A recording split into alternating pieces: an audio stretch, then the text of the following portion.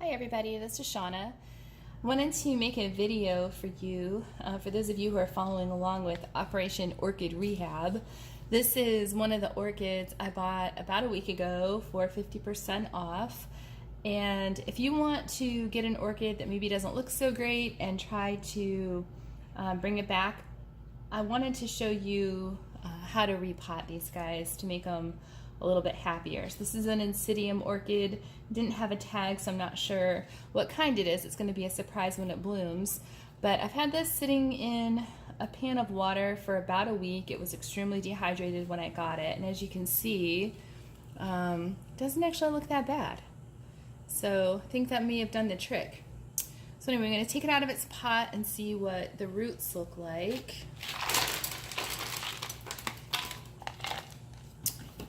So they actually don't look bad at first glance. There's some styrofoam in the bottom here. What I'm going to do is just gently work the medium away from the roots using my thumbs, because I want to repot him in fresh medium. And look what we have. You see that right there? We've got a little cakey. Got an orchid baby that hatched. So that's kind of cool. I'm going to get all this bark off, or as much bark as I can. And then I like to repot my new orchids that I have. I like to put them in a mix of bark and sphagnum moss. The sphagnum moss kind of holds in the moisture a little bit better than just the bark. And the bark keeps the orchids from rotting because it doesn't hold moisture onto the roots. So I like that combination myself.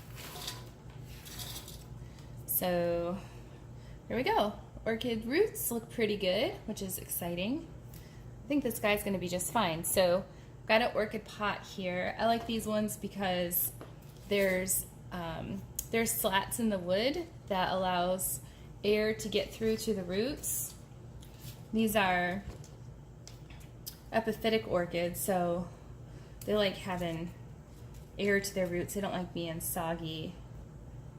Their roots will rot and they will die if that happens. So anyway, so I'm going to go ahead and put this guy, this is where the baby is, right here in the front. So I'm going to put this back side closest to the pot so the orchid can continue to grow out this way and expand, grow more babies. Okay, so I'm just going to set this here, and then I have some bark I'm going to sprinkle in. Actually, you know what, first I'm going to put some sphagnum moss down on the bottom of the pot so the orchid or the bark doesn't all fall through the slats. There we go. So we got some moss down there. And then I'm going to set the orchid in again and just go ahead and fill in with bark around the roots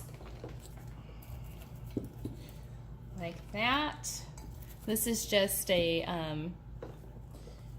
orchid bark potting media. You can get it pretty much anywhere, and it's specifically for epiphytic orchids. So here we go, some bark. Throw in some sphagnum moss for good measure. Keep it nice and moist.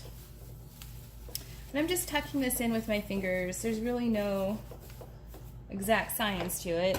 Just don't want to get it in there too tight so that everything is packed together. So nice and loose. That's it. That's about it. So there's the new Oncidium orchid after soaking for a week and getting a new home. I think it looks as good as new. What do you think? If you like the video, give us a like, subscribe. We'd love to hear from you and your orchid rehabilitation adventures. We'll see you next time.